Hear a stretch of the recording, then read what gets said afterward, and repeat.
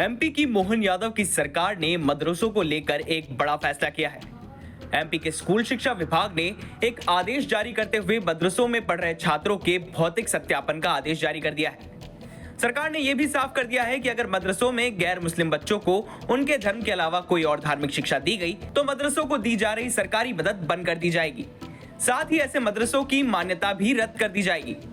अब इस फैसले पर हुजूर से बीजेपी विधायक रामेश्वर शर्मा सरकार के समर्थन में उतर आए हैं। स्वागत योग्य कदम है। मैं इसलिए डॉक्टर मोहन यादव जी को हृदय से बधाई और शुभकामनाएं देता हूं कि सरकार ने बहुत अच्छा निर्णय लिया। ये निर्णय वो है कि जो मदरसों में क्या इस्लामी शिक्षा तो दी जा रही है, मदरसों में क्या दिया जा रहा है और मदरसे में क्यों जाए? जब मदरसे मुस्लिम धर्म के आधार पर शिक्षा दे जा रहे हैं, उर्दू के आधार पर संचालित किए जा रहे हैं, तो उसमें सनातन का बच्चा क्यों जाए, जैन का बच्चा क्यों जाए, सिख का बच्चा क्यों जाए, बौद्ध का बच्चा पढ़ने क्यों जाए? और इसलिए दूसरे धर्मों के बच्चों को पढ़ने के क्यों जाए और पढ़ाएं और उनके आधार पर सरकार से अनुदान लें? ये तो और पाप है। और इसलिए इस तरह के जो अनुदान ले रहे हैं सरकार उनकी जांच करे, उनके खिलाफ सख्त कार्रवाई करे और उनके खिलाफ एफआईआर पंजीबद्ध करे और जो सरकारी भूमि पर बिना अनुमति के मदरसे बनाए गए उनको तत्काल तोड़ा जाए। हां, मदरसे से कोई भी अगर डॉक्टर एपीजे अब्दुल कलाम निकले तो स्वागत है और मदरसे से अगर जाकिर नाइक निकलता है तो समझ लीजिए कि उन्मादी शिक्षा दी जा रही है। मदरसे से अगर कोई आतंकवादी बच्चा निकलता है तो उन्मादी शिक्षा दी जा रही है।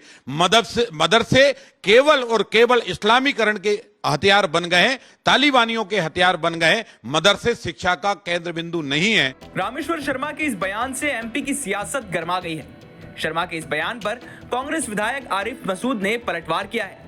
साथ ही इस आदेश को शिक्षा के अधिकार पर हमला बताया है। अब बच्चे उनका सुझाव मान ले बेहतर है। हम तो ये कहेंगे कि आना चाहिए। हमें तो मालूम है कि देश के पूर्व राष्ट्रपति राजेंद्र प्रसाद जी भी मदरसे से ही पढ़े हैं। मुंशी प्रेमचंद जी बहुत बड़े लेखक और साहित्यकार थे, वो वहाँ से पढ़े हैं मदरसों से। और राजा राम मोहन राय, ये सब मदरसों से पढ़कर निकले हैं। अगर मदरसों में गलत शिक्षा देती तो इतने विद्वान लोग मदरसे में नहीं जाते। बयान भी उन्होंने दिया है कि मदरसों से जो बच्चे निकलते हैं फिर कल को वो घटनाएं भी करते हैं, ये भी उन्होंने बयान दिया है। अब ये तो उनका तो कुछ भी है, तो कुछ भी बयान देते रहते हैं। बयान के अलावा उनके पास है क्या? तो एक आखिरी सवाल, बस इस आदेश पे आरिफ मसूद की क्या लगता है, सहमत है आप इस आदेश से या आदेश आपको लगता है कि आधा है? नहीं, अभी ये आधा नहीं है। मैं कहता हूँ कि शिक्षा के अधिकारों के ऊपर कहीं ना कहीं हमला है और खास तौर से माइनॉरिटी की शिक्षा संस्थाओं के ऊपर हमला है सरकार का, जो ठीक नहीं है।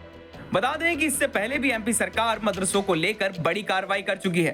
कुछ दिनों पहले सरकार ने श्योपुर जिले में एक साथ 50 से अधिक मदरसों की मान्यता रद्द की थी। वहीं अब सरकार ने ये नया आदेश निकाल दिया है, जिसके बाद हो सकता है कि आने वाले दिनों में मदरसों पर बड़ी कार्रवाई देखने को मिले। भोपाल से रविशपाल सिंह की रिपोर्ट, एमपी तक।